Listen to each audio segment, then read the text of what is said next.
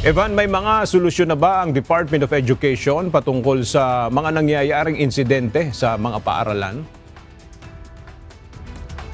Ayon sa Department of Education, gagawin ng mandatory yung pag-i-inspect ng mga bag at pagkakaroon na din ng metal detector sa mga paaralan. Ito'y upang makita o malaman kung ano-ano bang mga gamit ang dinadala ng mga estudyante sa kanilang mga paaralan.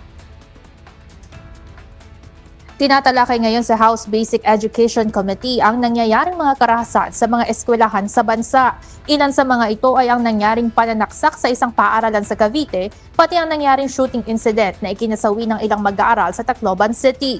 Ayon sa Department of Education, noong mga nakaraang academic year ay marami ng violent incident ang naire-report sa kanilang tanggapan. Ngunit pinakamalala na umano ang nangyari sa Tacloban.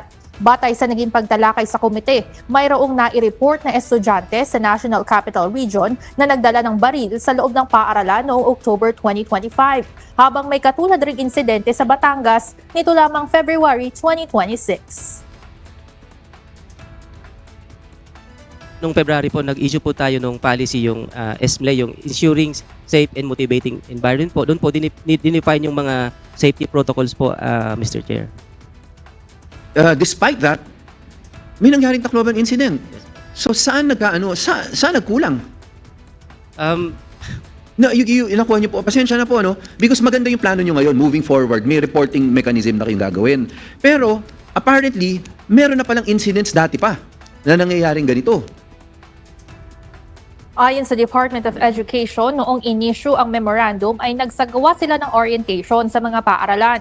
Ngunit bunsod na nangyaring Tacloban shooting incident, mas ipaprioridad umano ngayon ang seguridad ng mga estudyante. Kung dati rin nila na random lamang ang inspeksyon sa mga paaralan, ngayon ay gagawin na itong mandatory at maglalagay na rin ng metal detectors sa bawat eskwelahan para masigurong walang maipapasok na mga baril o katulad na armas sa loob ng school premises.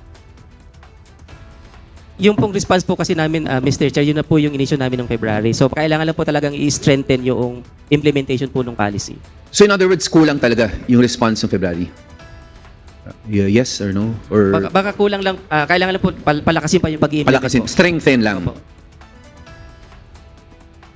Patuloy ang pagdinig sa House Basic Education Committee ngayong umaga at isa rin sa tinitingnan ng komite at nais matalakay ay kung meron ding bang mga security measures na ginagawa ang Department of Education para naman sa mga online threats. Yan muna ang update mula rito. Balik sa inyo dyan, Aga.